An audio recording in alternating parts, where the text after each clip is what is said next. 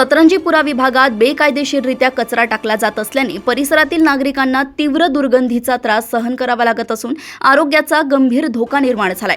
या पार्श्वभूमीवर शिवसेना शिंदे गट आक्रमक झाला असून नागपूर महानगरपालिका आयुक्तांना निवेदन देत तातडीने कचरा हटवून दोषींवर कठोर कारवाई करण्याची मागणी करण्यात आली आहे। मेहंदीबाग रस्ता परिसरात निवासी भागात मोठ्या प्रमाणावर कचरा साचल्याने नागरिकांचे आरोग्य धोक्यात आलंय। घनकचरा व्यवस्थापन नियम 2016 यांचे उल्लंघन होत असल्याचा आरोप करण्यात आला असून कचरा त्वरित हटवण्यात आला नाही तर तीव्र आंदोलन छेडण्यात येईल असा इशारा युवा सेनेचे जिल्हा प्रमुख शरद सरोदे यांनी दिलाय।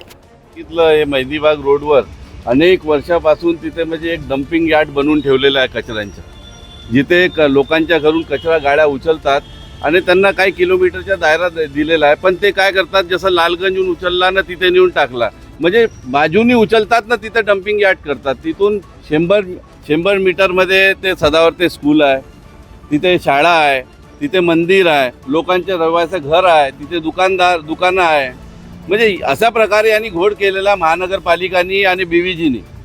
तर तेच साहेबांच्या आम्ही लक्षात आणून दिलं आणि त्यांना सांगितलं की अगर तुम्ही हे कारवाई नाही केली लवकरात लवकर, तर त्यांनी आमच्यासमोर इन्स्ट्रक्शन दिलं साहेब दुसऱ्यांना अधिकाऱ्यांना का उद्याला तिथे कचरा जमू द्यायचा नाही।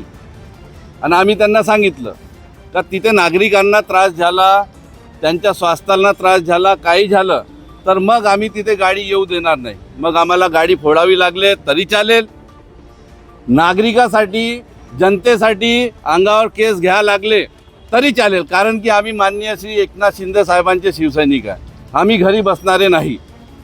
जिथे नागरिकांना त्रास झाला, पब्लिकला त्रास झाला, तिथे आम्ही उभे राहणार। तर त्यांना आम्ही इंटिमेशन दिलं 24 तासाच्या अंतर त्यांनी अगर तिथलं बंद नाही केलं ते कचरा डंपिंग यार्ड, त्यांना आम्ही नियम पण सांगितले। भारत सरकारने 2016 नियम काढलेला होता की रहिवासी क्षेत्रामध्ये तुम्ही डंपिंग कचरा करू शकत नाही। त्यांना राऊत साहेबांना तोच आम्ही प्रश्न विचारला, तुम्ही जे नियम राहतात त्यांना तुम्ही मानतात की नाही मानत? त्यांनी कबूल केलं, त्यांनी कबूली केलं की हे चुकीचं आहे, तिथे कचरा घर राहणार नाही आणि तिथे जे शौचालय आहे त्या शौचालयाला एक दार पण नाही आणि कचऱ्याच्या गाड्या तिथं राहतात, तर तिथे शौचालयामध्ये जाणार कोण? ते जनतेसाठी केलं की ते बीव्हीजीच्या ड्रायव्हरसाठी केलं, हा पण प्रश्न निर्माण केलेला होता।